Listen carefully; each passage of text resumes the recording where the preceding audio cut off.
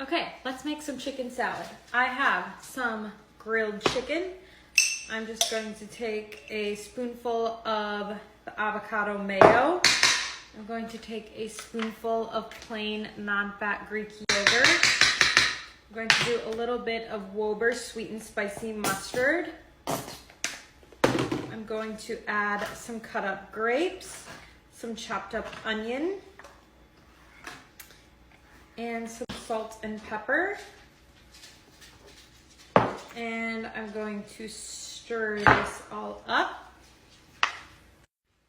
Okay, and there it is. And you can do whatever you want with this. You can use crackers, you can add it to some bread, you can put it in a lettuce wrap like I'm doing, and then I'm going to sprinkle some toasted pumpkin seeds on top.